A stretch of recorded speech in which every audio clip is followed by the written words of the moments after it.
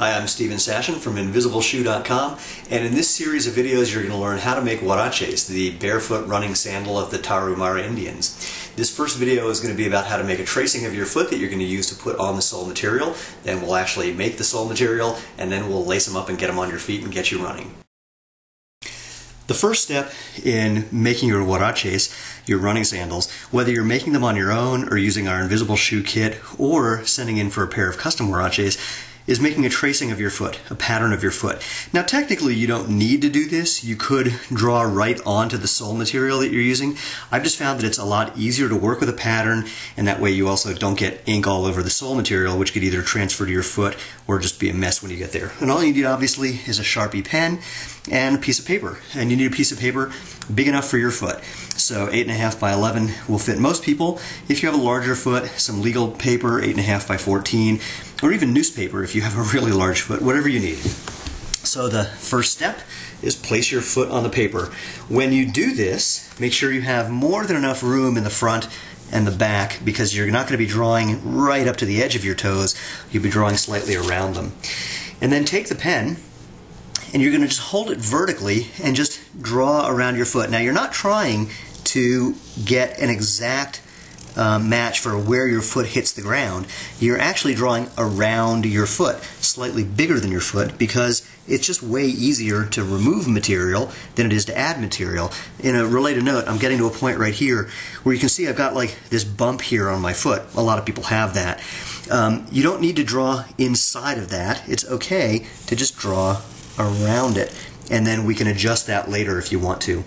While you have your foot here, you want to make two other marks. The first is the mark for where you're going to be cutting the hole for the string, and you want to put that in between your toes, but I recommend angling it so that it goes slightly more towards your second toe. The reason is that when you walk and run in huaraches, there's a tendency for your foot to kind of push itself this way, and if you have the string closer to your second toe, it'll hold your foot in place better than if you have it right in the middle. So I'm just going to angle that towards my second toe. And then we need to make the marks for where we're going to have the holes for the lacing by your ankles. The easiest one is the one on the inside. Just lean forward a little bit, and here's the ankle bone. You want to be just slightly in front of the ankle bone, just barely, just vertical mark straight down. We'll move that onto the sole. And then on the outside, this one's kind of a fun one.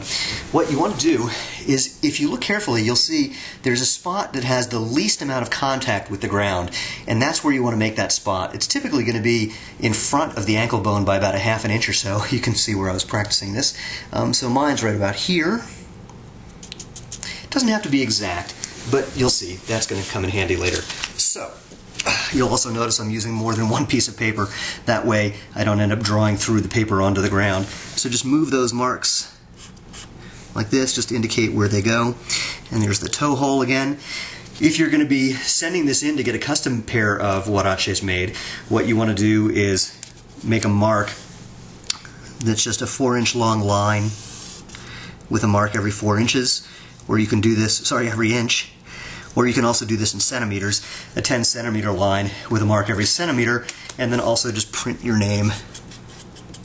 That way I know who this belongs to. Okay, now the next step is that we're not going to try and use this exactly as it is. We're going to even it out. We're not trying to get an exact representation of the foot. What we want to do is make a nice clean pair of sandals. So you can see the toe area, it's got all those little bumps. You want to make a nice curve and even that curve out. Simple. In fact, you'll see I kind of drew past the toe down to where that pinky toe bone goes.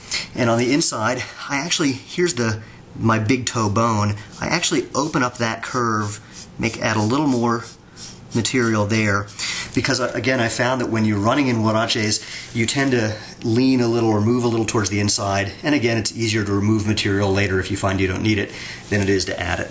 Now here's that spot where I had that bump in my foot. I know just from making these in the past that I can just flatten that out entirely, and similarly there's a little curve around here. I'm going to leave that as it is. So this is step one. The next part is just cutting out this pattern, and my recommendation is when you cut on the outside of the line. You don't need to try to cut on the line exactly. Again, there's no problem with having too much material, so just cut around the pattern and then we're ready for the next step. So here's the tracing that I've made, and after you do this, what I like to do is flip it over and check your other foot and see if your other foot fits on there. Some people think their feet are different size, some people actually do have different sized feet.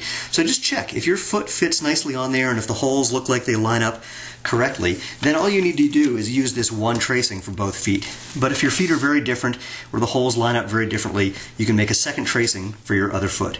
And once you've done that, we're ready to go on and apply this tracing onto the sole material to make your huaraches.